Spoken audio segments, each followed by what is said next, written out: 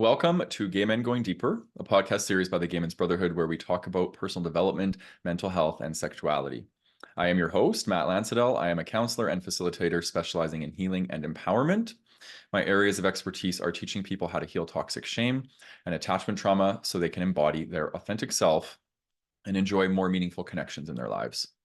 I specialize in working with highly sensitive people, empaths, and gay men to develop a stronger sense of self-worth. Today's topic, we're going to be talking about developing a healthy relationship with anger and exploring how to connect with and release our anger in a healthy way. And we are joined again for the second time by Nyle Biondi.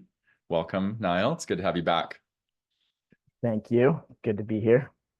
Yes, our first episode, we talked about protecting your peace, and now we're talking about anger. And they kind of there's an intersection between these two concepts. So we obviously have a flavor that we like to explore in our dynamic together. So I'm excited. And for those of you who are meeting Nyle for the first time, he's a psychotherapist. He's been doing therapy for over 15 years. He used to primarily work with trans youth and young adults, but shifted his focus to helping people heal from chronic pain in 2019. Through his own journey in healing from chronic pain, he has come to understand the importance of anger work and is eager to talk about that today. I'm very eager to talk about it too, because I did your coursework actually, right. I'll talk more about that as the episode goes on. But I have talked about this on the podcast before, having my own chronic pain, a lot of neck pain, different things like that, and I learned a lot from you and your course about anger and how anger manifests in the body, which was kind of an inspiration to wanting to do this episode. So yeah, I'm curious, like, what got you into exploring like anger? Why anger for you? What's inspiring for you about this? As I mentioned, it was through my own chronic pain healing journey that I started to realize the importance of it. I would have told you probably until I was about 35 years old that I was someone who didn't experience anger, which is just nonsense. We all experience anger.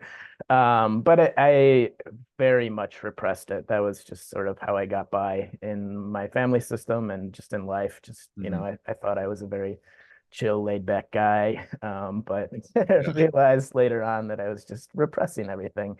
And so part of what I've learned is that when we repress things like anger and rage and stress and just emotions that we label as negative, it builds up a lot of stress in our systems. Our system starts to produce a lot of adrenaline and cortisol, and that wreaks havoc on our bodies. And so it's really important for all of us to learn how to feel and release those types of emotions so that we're not producing so many stress hormones. And like I just feel better. Like that's the main thing. I can give you the science behind it and all of that, but I just feel better now that I know how to feel those feelings and get them out of my body. Yeah, beautiful. Well said. And my allergies have decreased since taking your course because I did a lot of anger work from your course. And like anger, I think allergies are like a manifestation of stress and a lot of cortisol in the body and these sorts of things. So as we release this, our body changes. Like even my physiology changed, how I look changed, like the fur between my eyebrows, I always had that when I was younger, has softened. So I do believe we manifest and hold anger in our bodies.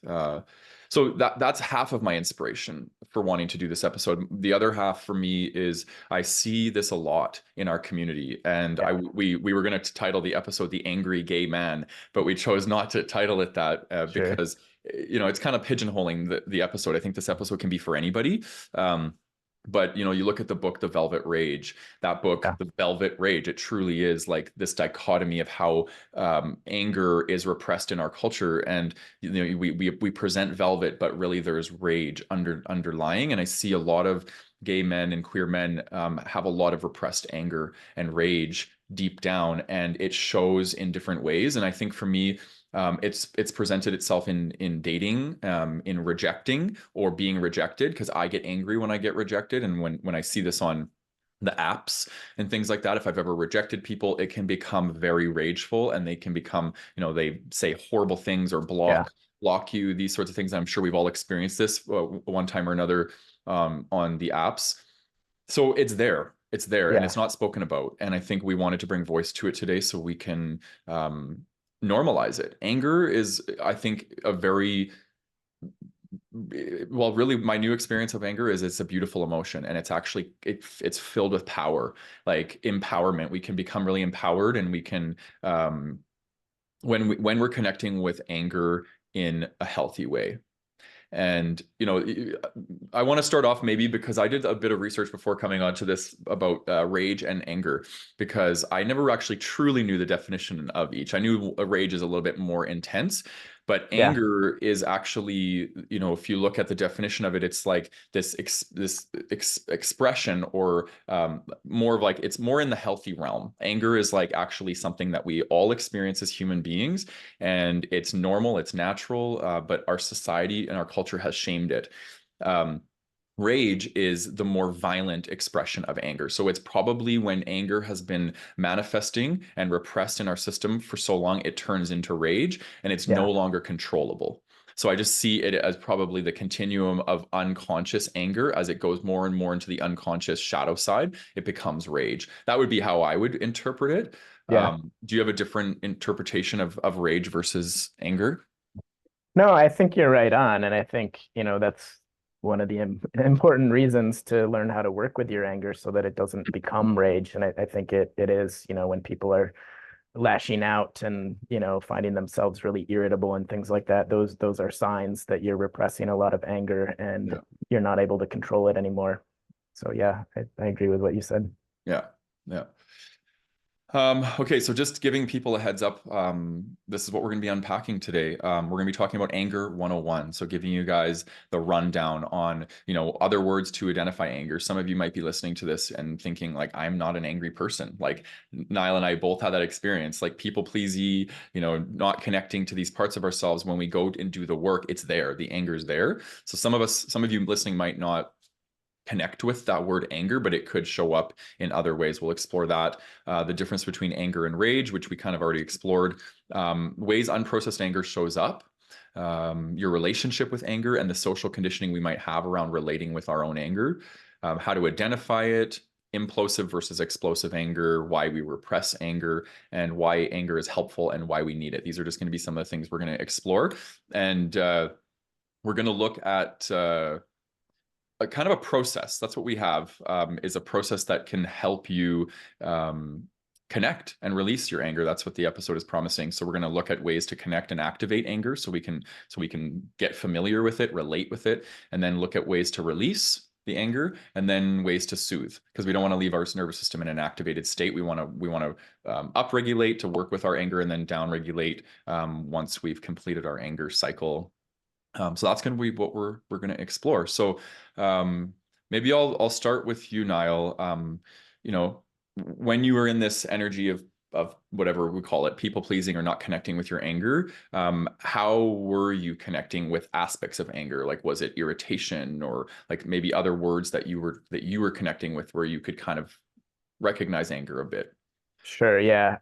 Yeah, I think I would have said things like I feel frustrated or irritated or, like lower grade anger, Yeah, things that I didn't identify as anger, but definitely were. Yeah, yeah, and I think, for me, what part of what led me to this work was just I just was starting to feel agitated like all the time and in my younger days before I had lots of built up anger and rage, I was pretty easygoing and laid back, but after decades of repressing it, I just started feeling agitated and irritated all the time, and I was just kind of like, what is going on? yeah, And then when I sort of encountered this work, I was like, oh, that's what was going on. I just had too much built up in my system and it was coming out kind of yeah, sideways at the wrong people. yeah. Yeah, I never actually realized that, like, growing up being highly sensitive and my nervous system being overstimulated a lot because of growing up in like environments where there was a lot of stimulus.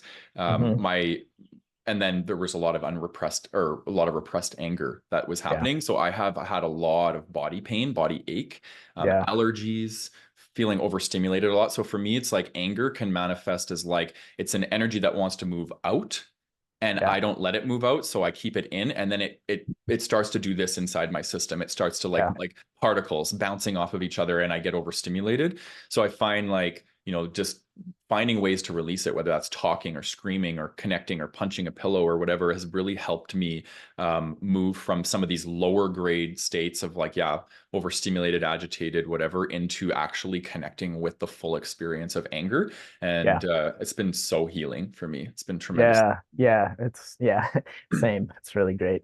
Yeah, Yeah. and honestly, like my main pain symptom that led me to this work was something called burning mouth syndrome, which was just intense pain in my mouth, on my tongue specifically. And I think it's not a coincidence. I think for me it was a symptom of repressing anger and rage, but also just not having much of a voice, not using my voice. And so that's Yeah. been a big part of all of the work for me is again just learning how to bring that up and out, get it Yeah. out of my body.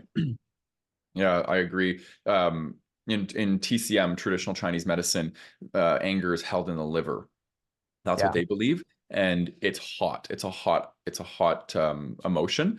And for myself, I remember when I was in my teens and into my 20s, I had horrible night sweats. I would get up in the middle of the night and I would be soaked. My bed would be soaked. I'd have to lay towels down so I could go back to bed. And I'm now making that connection, like right in this moment, that this Yeah. Yeah. was unprocessed stuff. It was just Yeah. stirring in my system. I wasn't connecting with it. I was repressing it, and it starts to the liver starts to carry too much heat, and Yeah. then it's fine. You can't release it. So I remember taking things like peppermint oil in gel capsules and Mm, things like that to help cool my system. So there's yeah. definitely things that we can do that can help on that level. But I think, obviously your course and the system that you teach is really like a beautiful way to actually get to the epicenter of your anger, so you don't have to keep, repressing it. Yeah. Was there any other ways that unprocessed anger was showing up for you? Like, Besides through my body and agitation. I mean, trying to think. Nothing is coming to mind. I mean, it definitely was impacting my relationships, and I feel like the agitation was, like I said, coming out at people who didn't necessarily deserve it, and that it wasn't necessarily about. And it wasn't rage. It was just, I just would get like pissy, with people, and yeah, the partner that I was with for a long time would just be like, "Did I do something to upset you?" And I'd have to kind of like check in and just be like, "Oh, is this about my partner, or do I have something else going on here?" yeah, Learning how to do that. yeah, yeah. Yeah, I'm quite similar. And I want to maybe bring it on like a macro level instead of like the individual level. Like, how do we see it showing up, unprocessed anger showing up in our community? Yeah. So the gay or queer community, like, how do you see it showing up? Yeah. I think you're right. I mean, you see it on dating apps for sure. Mhm. I think you can see it out at bars a lot too. Just out in queer spaces, I think similar, the rejection type stuff, people get upset about that. But I think also just so much of the judgment that, I think everybody has, but I think the queer community has a slightly different flavor of, just especially gay men, in terms of like how we're supposed to look and how we're supposed to act, and just a lot of judgment when people aren't doing the things that we as queer men are quote unquote supposed to do. I do think a lot of that judgment comes from a fear place, but it's coming out as anger, and you should be doing this differently. You're not like us, those sorts of things that a lot of us experience. Yeah. Yeah. How about you? What do Yeah. you? I would say like one that I see, and again, it's a little different for me, and maybe people who are empaths, because I feel it in people's systems. I'm an Yeah. emotional empath, Yeah, so for sure. I can feel anger in people's bodies, in their systems. I can feel it right here. Like I think a lot of people, this is Yeah. where you can tell if people have a lot of unprocessed anger. For me, like it manifests in this area. Yeah. Um, so things like cattiness in our Yeah. community, Yeah. sarcasm is a big Right. one. I think people that don't feel comfortable expressing anger and they've been shamed, and they've been told that anger is not okay to express, Yep.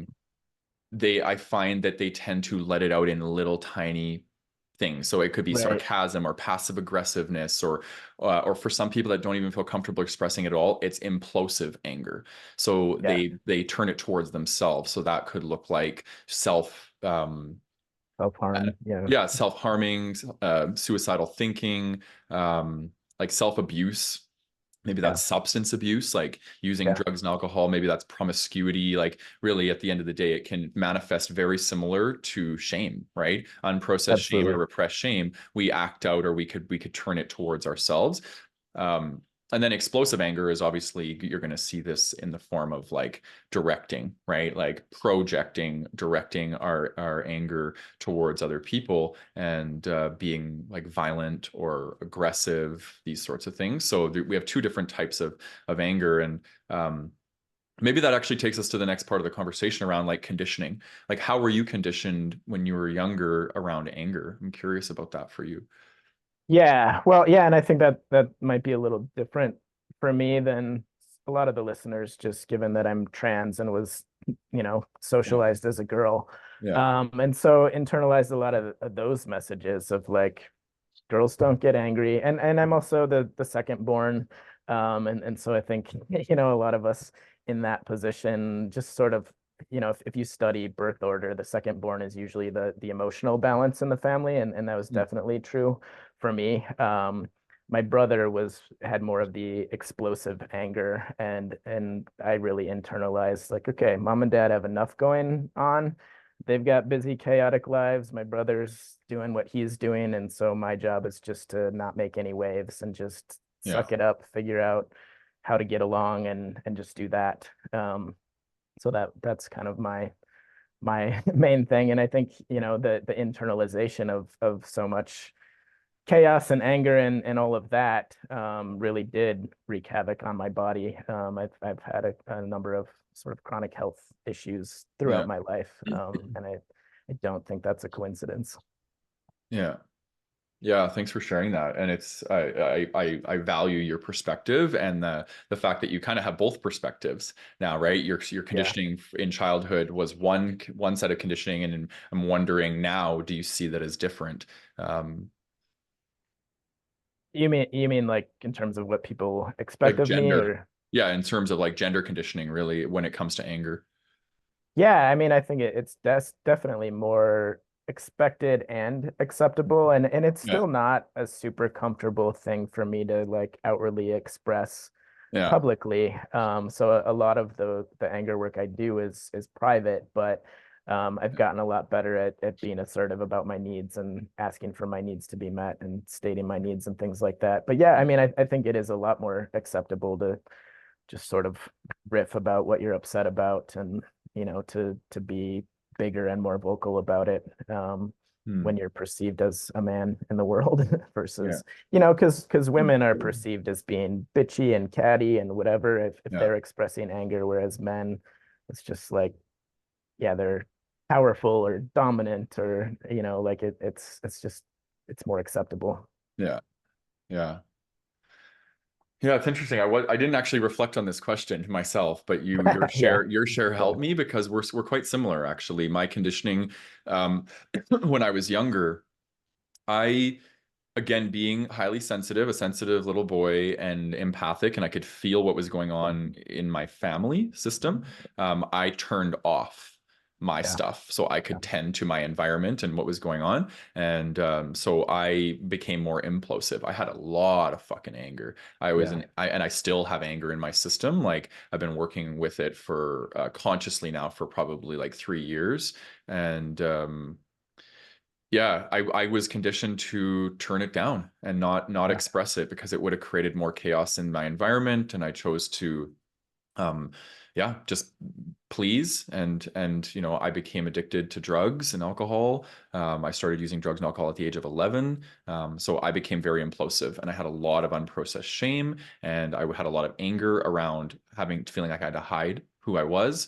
yeah, These sorts of things. So there was a ton of anger there. And it's interesting because anger expression in other people really activates me. And I think if that's the case, normally, and I won't speak for everybody, but when I feel anger in somebody else, it's playing on the unprocessed anger in myself if I'm highly triggered by it, right? Yeah. Like if it's just like annoying, like this person's angry and I don't want to be around angry people, it's a little different. But if you're highly activated by someone else's expression of anger, it's likely that there's unprocessed anger in yourself or in myself that I'm feeling, that's being activated because I'm seeing it in somebody else. Yeah, absolutely. Yeah, yeah. So, um, okay, so maybe let's speak to the listener. Like if the listener's wanting to get a sense of like how they could identify anger in themselves, like where would you say to start? Yeah, I mean, I think for folks who are really disconnected from their anger, just sort of looking at, do you feel tense, agitated, irritated a lot? Are you kind of lashing out at people? Those sorts of things. Yeah, And also just like, how do you feel physically? Do you feel like you're, I don't know, because I feel like since I've been doing this work, my whole body is just more relaxed. I used to carry myself yeah, very tightly, but I didn't know it. And it was very like self-protective, yeah, the sense of like I can just contain everything, then I'm safe. Then people aren't going to judge me. They're not going to criticize me. I just have mhm, to like stay in this box. yeah, But that I think, again, just contributes to that agitation. It's like you're just pent up, mhm, literally. And so I think, starting to look at those sorts of things and then, maybe zooming out and looking at what are my reasons for feeling anger. Because I think a lot of us, we try to bypass it, or, those of us who are people pleasers, yeah, because I was definitely someone who would just try to like jump over it and just be like, that serves no purpose. I understand why this person did this hurtful thing to me and I can just forgive them. I don't need to be angry with them. And so, yeah, if you're someone who does a lot of that, just looking at what are you afraid of in terms of allowing yourself to feel the anger. yeah. Yeah, those are the things that are kind of coming to me. What about you? What would you say?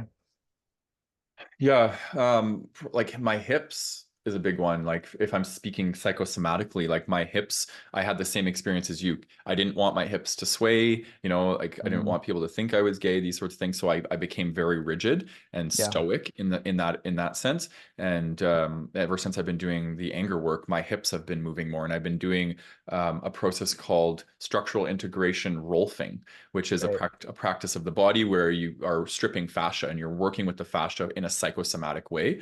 And like it is a very much a body practice, like you're working with the body, but there's a very strong psychological component to it as well. You're releasing emotional debris from the fascia in the body, which is where it's often contained. And I had a lot of this work done, and in the last 3 months, and my hips are now like I was walking yesterday, and I haven't been able to run for, oh my God, like years, because I would get like bad hip and back pain. Mm. And I can now run and jog like lightly and my hips are like Nice. moving. I'm like, oh my Yeah, God, like it's that's so, exciting. Yeah, yeah. But I'm also yeah, connecting with shame around that. Like I'm like, okay, this yeah, is interesting. My hips are moving and there's shame around this. And that's part of the conditioning that yep, I had around this. So um anyway, that's one of the things.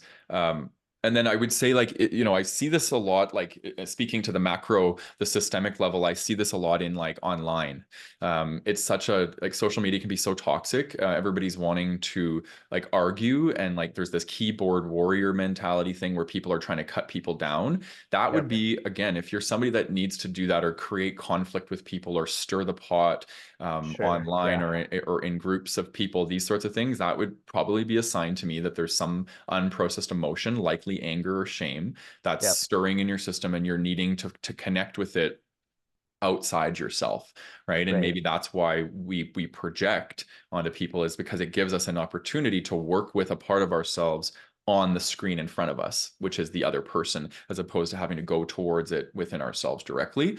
And I've done that before too. Like I can stir a pot like the best of them, you know what I mean? And Sure. but for me, when I'm doing that, it's like I now have the conscious awareness to turn toward myself. Like, Yeah, to kind why of am I check doing in. this? Why Right. am I wanting to poke the bear? Like what's stirring inside of me, because poking the bear, it will never allow you to connect with yourself, and it'll never allow you to release and heal. It just Yeah, activates. That's it. And then you don't totally. actually release, and you don't soothe and go through the steps of like what you taught in your course. So um Yeah, so yeah, there's so many ways. Honestly, we could do a whole episode just on how to identify and how anger expresses sure. itself. But Yep. those are just a few that show up.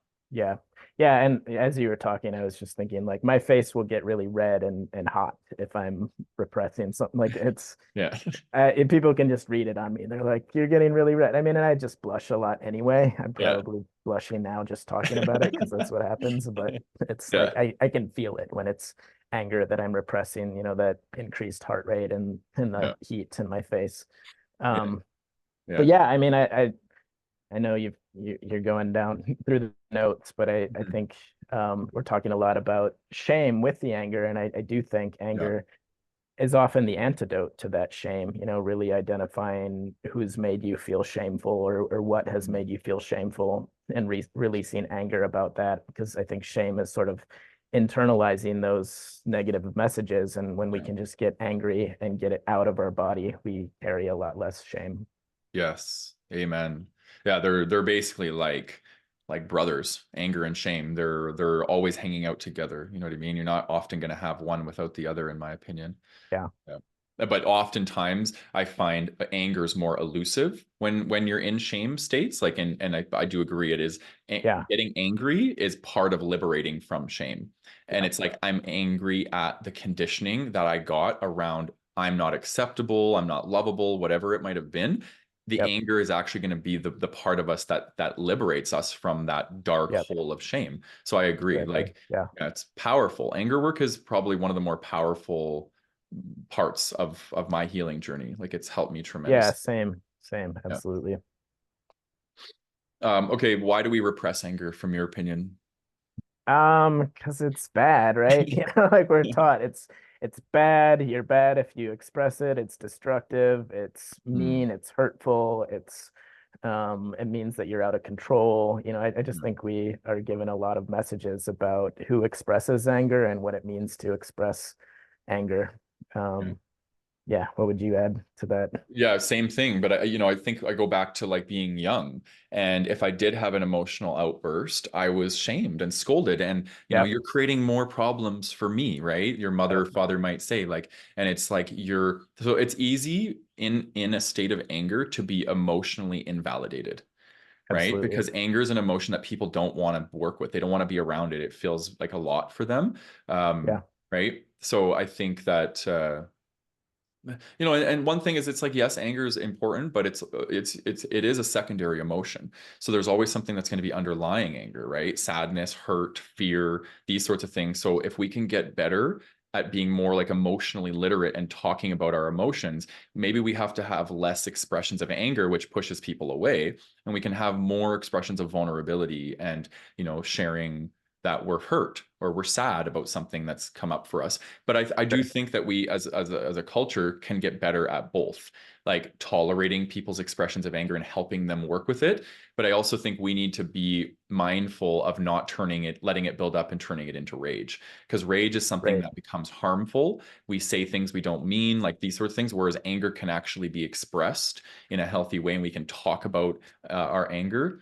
So I do think that, there's the conditioning that most of us carry is probably going to be around like anger is not good, keep anger Yep. at bay, don't show people that you're angry, these sorts of Yeah. things. Yep. Absolutely. Yeah. All right, let's shift the conversation into why it's helpful. Let's let the listener and viewer into our worlds and like how anger work has really helped us, and why it can be really beneficial. I think we've already touched a little bit on it, but what's the first thing that Yeah. comes to mind when I say, anger work can be helpful? Why do we need it? Again, just because you feel better, Yeah. if you do it. But I think we should get into a little bit. I think this relates to why we have anger. Like what is the purpose of anger? And I think anger helps us set boundaries. It helps us know when a boundary has been crossed. Sometimes it can keep us safe. Sometimes, because it can be protective, if we do need to actually defend ourselves in a situation.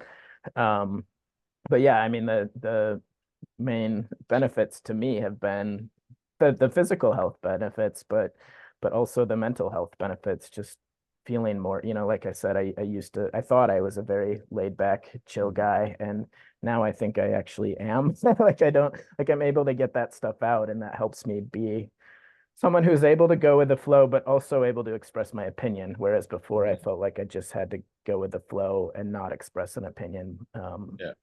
Which goes along with the people pleasing stuff. Yeah. Yeah. What about you? Yeah. What's your main reason for Yeah. finding benefit to this work? Why anger work is helpful. Um, there was something that you said at the beginning, and now I lost it. I can't remember what the heck it was though. Talking about Um, purpose of anger. I don't know. oh, that's what it was. So, unmet needs. Yeah. So I teach in my work three pillars, and it really is the three pillars of everything in personal development. Truly, you can relate it to any of them. The first pillar, and it kind of works linear too. So you move from one step to the other, but you can always be moving like around them. So you're going to have Hmm. emotions being the first pillar. You're going to have needs being the second pillar, and you're going to have boundaries being the third pillar. And one informs the next. So when we feel our emotions, they are data rich. They're going to be giving us constantly data about our environment, about what we're feeling, about, like you said, a boundary that might be being violated. Maybe there's an unmet need. So the need is going to always be attached to the emotion. So we have to first be feeling, right? So if we feel anger, we get data and it's like, okay, I'm disappointed right now. I'm not feeling comfortable being vulnerable about my disappointment. So I'm going to move into anger. That's where I feel comfortable. Okay. So what we realize that there's disappointment, and the disappointment is maybe there's an unmet need. So we move to the next pillar. We have data that there's an unmet need. We start to get curious about what this need might be. And then we can start to either make a request or set a boundary, which moves us to the next pillar, which is setting boundaries and like making requests, getting our needs met, finding, right? So boundaries are going to be the things that we use to make sure we set up our environment and our relationships in a way that we get our needs met.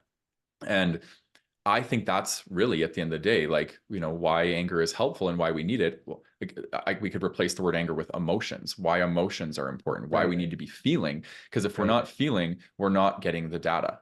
We Sure. need that Yeah. data. We Yep. need it. It's important for us to, in order for us to get our needs met and set boundaries. So I just think that's for me, that's the biggest thing. Yeah. And part of being a people pleaser for myself is I was dissociated. I wasn't Totally. connected to my emotions. So Yep. I have a long period of time in my life where I didn't have a sense of self. I wasn't connected to myself. And you Yeah. have to be feeling your emotions and connecting to your needs in order to have a sense of self. So my sense of self was stunted and delayed up to a certain point when I started to feel again, bringing my emotions back online. So I do Absolutely. think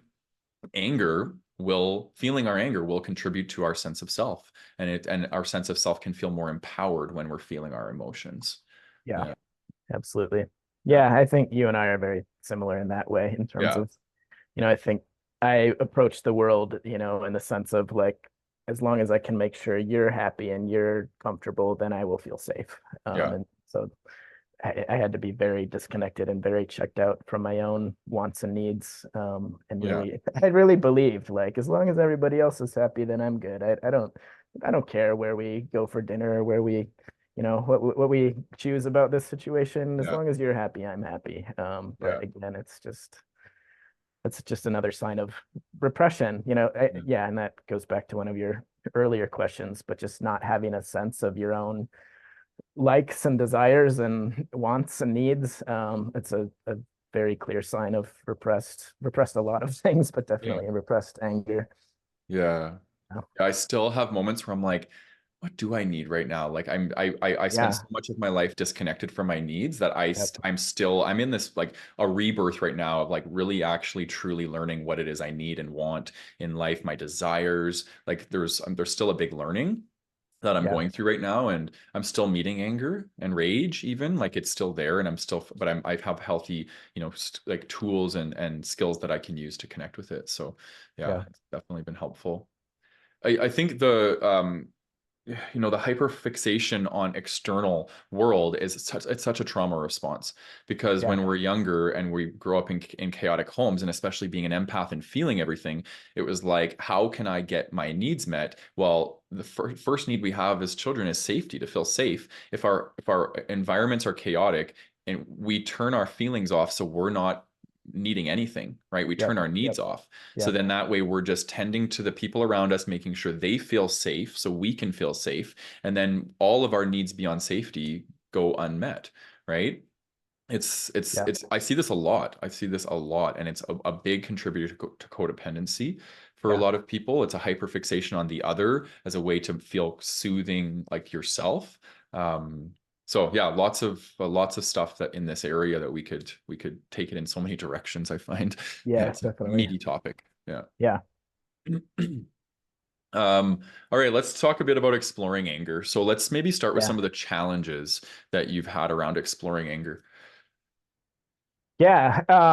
Me personally or in my work, I guess probably all of it. I'd love to hear Um, both, personal and yeah. professional. Yeah. Yeah. Yeah. I mean, I think for me, like the hardest part for me was just actually acknowledging that I was experiencing anger and then learning how to like stay with it, because Yeah. I had sort of programmed myself, like I said, to just sort of jump over it, try to bypass it, and just that sense of I don't need anger. It doesn't solve any problems. Yeah. Um, and I get that feedback a lot with clients who like just are very resistant to starting this type of work. Yeah. I also hear a lot of people say, well, but if I tap into that anger, it won't stop. It'll just like keep Yeah. coming. Like, well, if that's your sense, then you really need to do this work. But Yeah. people get afraid of their own anger, just the sense of I'm going to get out of control. I'm going to hurt somebody. I'm going to say something that I regret. And so that's where I think, getting into what exactly do we mean by anger work is important because I'm not talking, and I don't think you're talking about like you should just yell at people if you're upset with them. It's not that we're No. not saying like every time somebody makes you angry, you need to tell them and in a forceful way. Yeah. Um, but yeah, we'll get into that in a second. I want to hear your response first. Um, But did you answer both, personal and professional? yeah, I mean, I think Yeah. professionally, it's just I hear a lot of like I won't be able to turn it off if I start Okay. to let it out, and I'm worried that I'm gonna say something I regret or hurt somebody in some kind of way. That wasn't really my fear. Just uh, yeah, because I trust myself not to direct it at other people, and I have the skills and resources, but that's what I hear a lot from people, and it's just incorrect. That's I've never had that happen when somebody is working with me and processing their anger and releasing it in the ways that we talk about and that we will talk about in session. Because again, we're not telling people go and start screaming at people if they Yeah. don't do what you want. It's Yeah. it's more of a private process. Yeah. Yeah. Anger displaced or exploded onto people will just perpetuate the place that the anger is coming from within. So if it's coming from hurt, disappointment, fear, making somebody else angry and projecting your anger onto them will likely throw more salt on the wound of where the anger is coming from my Absolutely. from my opinion. So Yeah. we want to connect with anger either with a safe person or within ourselves, Yep. which again we'll talk about after. But yeah, so Yeah. much resistance Yeah. to doing this work for people, like with clients and stuff. It's like, oh, I hear all the time, well, I'm not an angry person.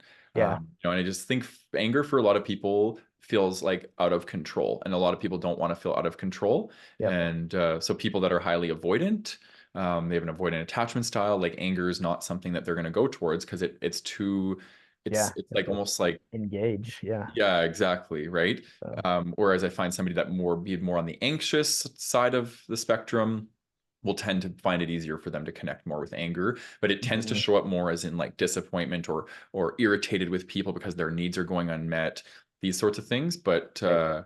um, yeah, and then personally, what was the question again? The challenges of exploring anger for myself. Being still enough, probably. Honestly, Oh, like yeah. my one of my coping mechanisms with not feeling is like doing. So I'll scroll, I'll eat, I'll walk around my house, I'll go for walks or runs or these sorts of things. And Right. so getting still enough to be with my anger is probably been the greatest challenge for me. Hmm. Um, and then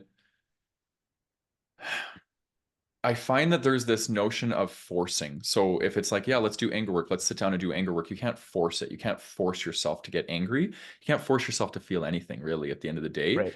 Yeah. So it's like creating space in your life for there to be opportunity to be still, to be more in that beingness energy. So when I did this work, I think it was like a 2 month window where I took your course and I was like really working on this stuff. I I made space in my life. I was taking a bit of time on the weekends to do the course, and then I'd make sure I had like 4 or 5 hours after that to just chill and be with myself. Like that's the biggest thing I think is creating the space for there to be time to do the work. Yeah. And it Yeah. will emerge. It will emerge, Yeah. but oftentimes it won't emerge because we're too busy. So Yeah. Yeah. No, I think you're right. And like I hear a lot of people talk about how it feels kind of silly to do or self-indulgent in a way, or like if you're not comfortable with the emotion, yeah, you don't want to try to feel it. So yeah, yeah, I hear a lot of like, oh, that really gonna make me feel better? That seems stupid, yeah, yeah, I'm like, yes, I really will. Just try it, I swear. What do you yeah, have to lose? yeah, exactly. Exactly. There's really only things to gain from it. Like Yeah, more peace in the body. And I also find like if for people that are ruminators, they ruminate a lot or they have insomnia, they can't sleep at night because their mind is just spinning. I find like unprocessed emotion is like gasoline to like the wheel of the mind that's just spinning, right? So the yeah, more unprocessed emotions we have, the more fuel we have to feed the mind to chew on stuff, sure. right? Yeah, So as we release unprocessed emotions, the brain, well, I find for me it's been like the brain will still be on that automatic, but it won't be chewing on the emotions. So once the emotions have been purged, the mind just spins a bit, but then all of a sudden the mind will have this moment where it's like, wait, there's nothing left to spin on, and it starts to soften, it starts to settle, and the mind doesn't become as ruminative. At least that's been my process. It's been helpful. So anger work has really helped with overthinking and ruminating. Yeah. yeah, absolutely. Yeah. What are some other benefits of doing anger work? As some along the lines of what you were just saying, I think it does help you like solve the problem if there's a problem that needs to be solved. Like once you get the anger out, you can think more clearly about, okay, what do I want to do about the situation? This person really upset me. This is someone I have to see every day. I release the anger and rage about them, about the situation. Now, how do I want to address it? Yeah. And I think we're a lot more skillful in doing those things when we're working with our emotions and releasing them along the way. Yeah. I find that it really does, like if I'm struggling about a particular situation, if I do some anger work or journaling to kind of release some of what's going on for me, that is when my brain starts to go, oh yeah, and there's something you can do about this, and this is Yeah. what it is. Hmm. Whereas when you're just stuck in the emotion, you're usually, because as you said before, anger is often a secondary emotion, and what the primary emotion is often fear or pain. And so when we're just in the anger, it's always accompanied by that fear place. And when we're in that fear place, we have that sense of like, oh, but if I do this, this person might reject me, or they might not like me, or there might be some negative consequence. But when we're dealing with the anger and releasing that, the fear tends to get released as well. And so again, we can become regulated. And from that place, we know, we can just we become more empowered and more grounded and more centered, Yeah. and can figure out how we want to show up in life and how we want to deal with, any given situation. Yeah. Yeah. Well said. Yeah. I can say yes to pretty much everything you just said. If I were to add to it, I would probably say for me, well, I'm just even like thinking back to like the work that I did with your course. Like I did so much anger work. My inner child was pissed because of the For things that I sure. that I Yeah. had to experience. So Yeah. anger work for me was inner child work, and I met compassion. Once the anger Yeah. was discharged, I met compassion for my parents, and I met understanding and forgiveness. And that was huge for me because I was holding on to so much stuff around that. And because of the way I was holding on to it, it was implosive. There was an aspect of me that I was angry at myself. I didn't like myself. Yeah. So for me, anger work has helped me find compassion for myself.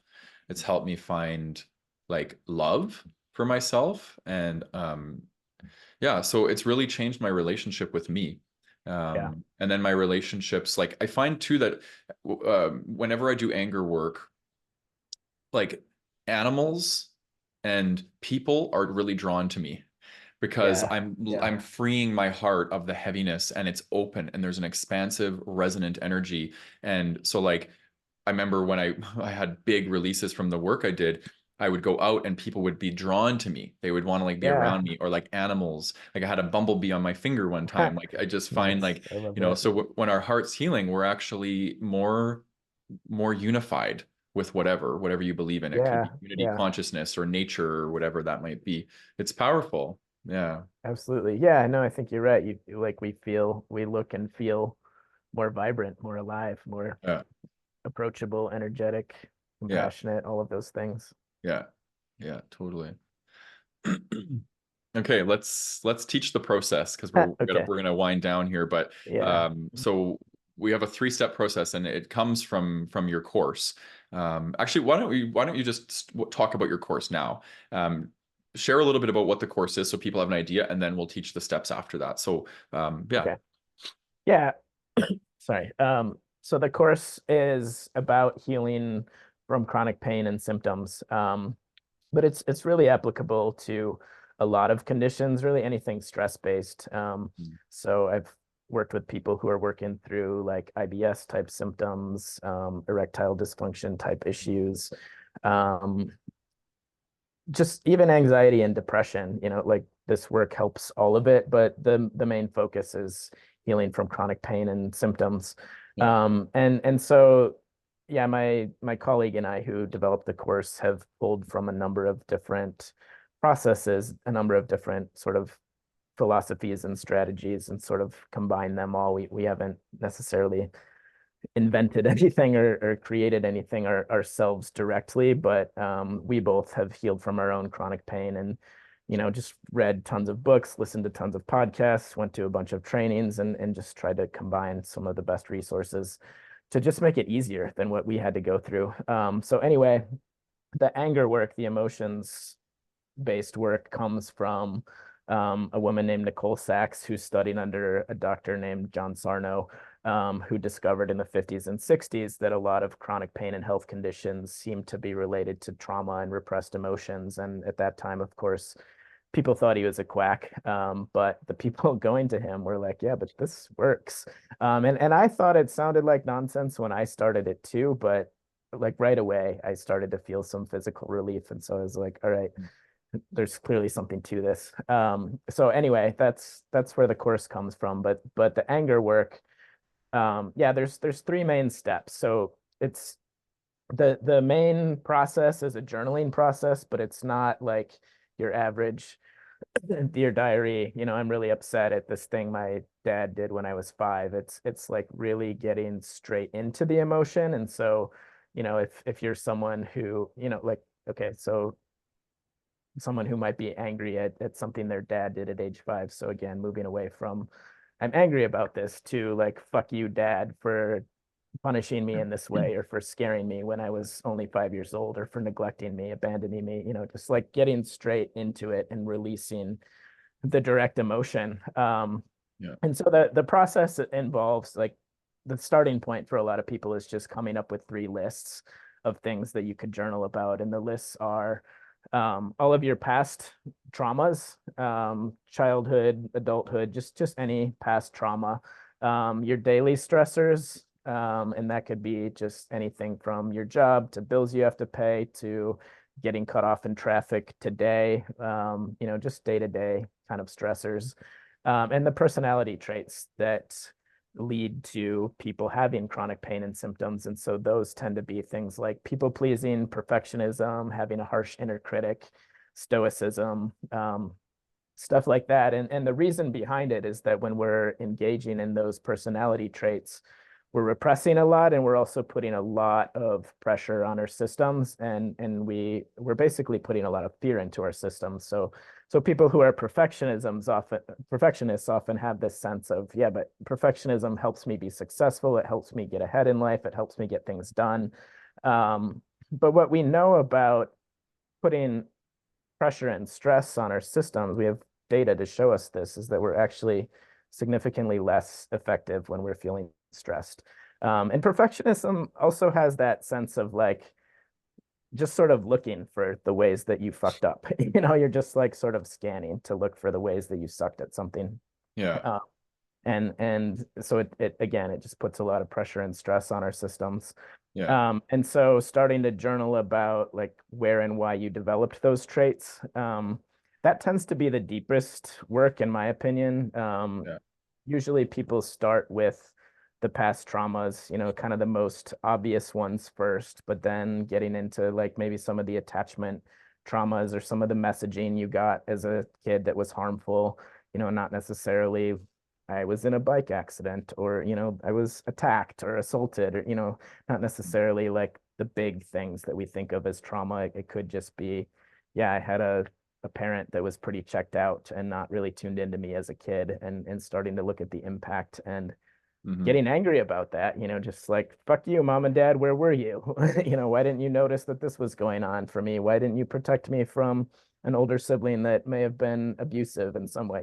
Like really letting yourself tap into that rather than that just like, this is just the way life is. Yeah. So anyway, the first step is, coming up with those lists and then beginning to journal about it. Not everybody likes journaling, and so it doesn't have to be the journaling, but that just tends to be the easiest and most accessible way for people. Yeah. But other ways you could do it would be exercise. But the thing about exercise, because you were talking before about running, and I think a lot of people do things like running and weightlifting to try to release some of that energy. Yeah. And it's successful to a point. It may like keep you from boiling over, but unless you're actually pairing it with what you're angry about, you're just kind of releasing the surface level energy. Totally. And so I Can I think say if you're something gonna, about that? Because I yeah, had an yeah, go ahead. experience with this that is actually really important. Doing the personality traits from your course, I realized that I was in like, perfectionism and highly critical of myself and people pleasing and these things. And it was a manifestation of my nervous system. So Yeah, those things showed me that I was in fight or flight or fawn, right? yep, And I was yep, driving myself forward, which is why I've been going through burnout and I've been going through depression, is because I've been healing being yep, in fight or flight for so long.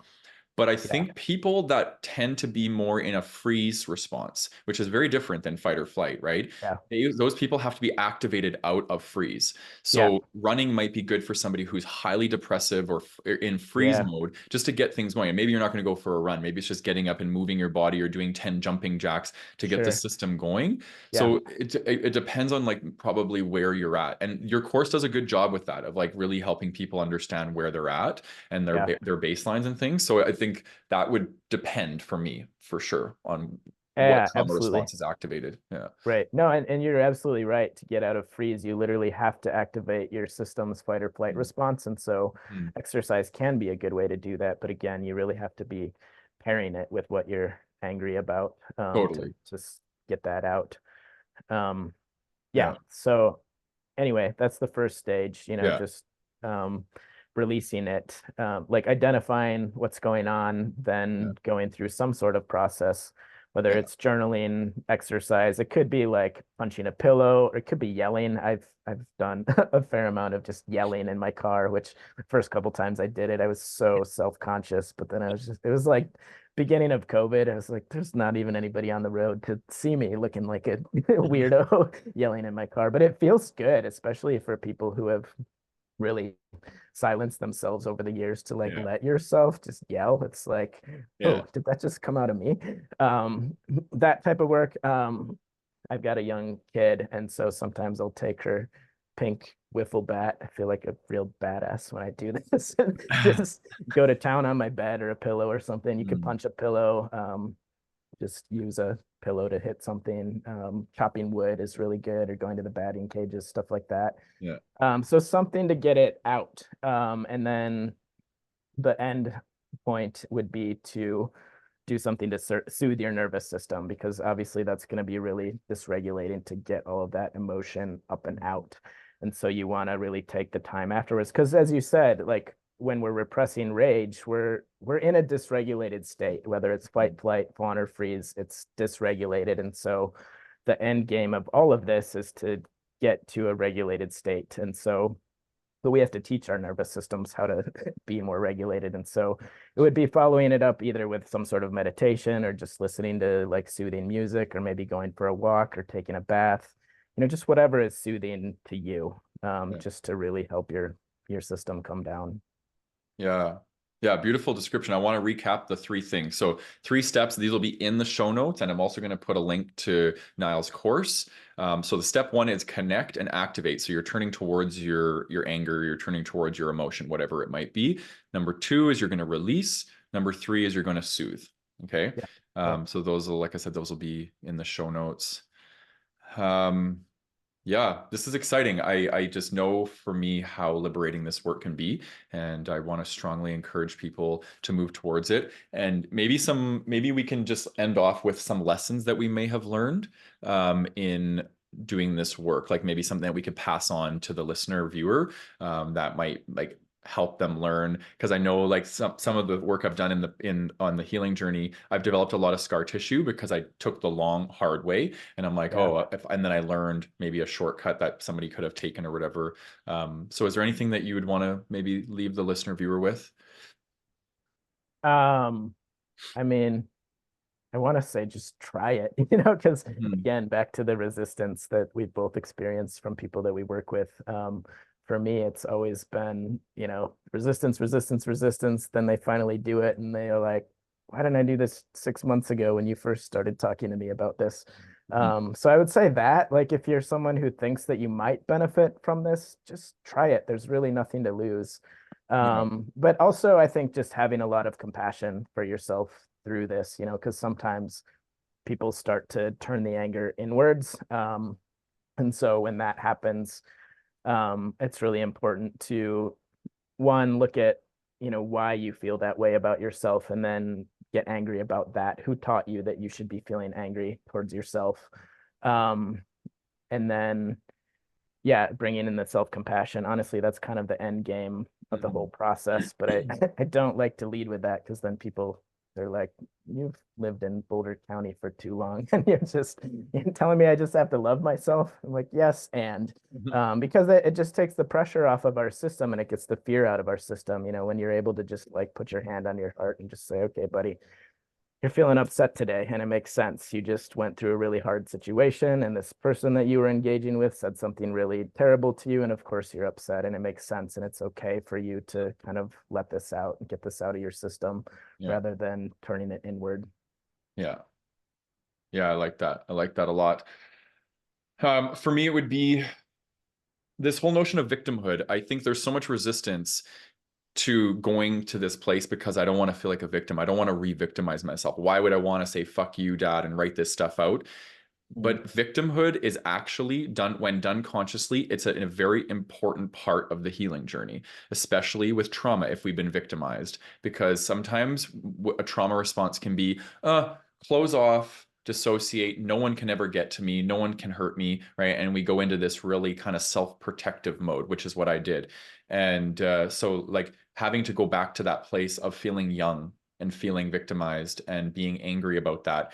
So victimhood actually was important, right? It's very important. Victimhood is when unconsciously projected onto people or imploded and we're not actually willing to work with it. It can be really toxic and it can keep us stuck. But conscious victimhood, where we move towards it deliberately and intentionally, can be very healing and very important part of the healing journey through anger. So that would be my thing, is like don't be don't be afraid to go into that victim energy and be in it, and because that's the place where we can discharge and release from. Yeah. Nice. Yeah, lots of good stuff. I'm sure we could probably do a part 2 of this and still have enough to talk about, because there's a lot of stuff here. But yeah, any final parting comments? One thing I just thought of, like, if somebody is engaging in the journaling process and feeling afraid to do it, the idea is that you would delete or destroy the journaling when you're done, because a lot of people have this sense of, what if somebody comes along and read this And also that sense of, but I have to like write out the backstory first, but you Yeah. don't. You know the backstory. There's no future audience. This is just to get it out. It's not reflective journaling. You actually don't want to go back and reread it later because you don't want to put that anger Yeah. and emotion back in your system. If you have Yeah. insights from the process, make note of those if you want to hang on to that. But otherwise, it's just destroy it when you're done and then go on to the nervous system soothing part. Yeah. Yeah, exactly. Um, yeah, I just want to thank you again for coming on again. I'm sure you'll be on again. Creating with you is so natural and organic and easy. I just love it. It feels like we Yeah, just it's fun. vibe. Yeah, Yeah, it's yeah, amazing. So, thank you for coming on and sharing your wisdom with us. And yeah. Thank you like I for said, having me. the link to what's your course name? What's the name of the course again? So our business name is Heal Your Chronic Pain, but the Yeah, course itself is the Pain-Free Pathway. the And Pain Free we Path. also have a community that's sort of under the Heal Your Chronic Pain umbrella that people can join to ask us Yeah. questions and things like that. Yeah, perfect. So that'll be in the show notes as well as the 3 steps we talked about and some of our ideas that we put below um, in there. And yeah, for those of you who are just listening to us for the first time on the podcast, come and join us in the private Facebook group Gay Men's Brotherhood on Facebook, where we have about 8,500 guys that are, wanting to do this work, wanting to be on the personal development path and heal and do anger work and these sorts of things. So it can be an inspiring community. And if you're watching on YouTube, please leave a comment. Leave us a comment, ask us a question, tell us about your experience with anger or rage, maybe how you see it showing up in yourself or in the community. Would love to hear from you. And if you're listening on your favorite podcast platform, please give us a review, preferably 5 stars if you enjoyed what you heard today, and actually write a review for us because it really helps us. It bumps us up in the rankings and it gets our information, our guest information into the ears and eyes of the people who need it. So it's really important. If you can do that for us, that would be greatly appreciated. And until next time, much love, everybody. Bye.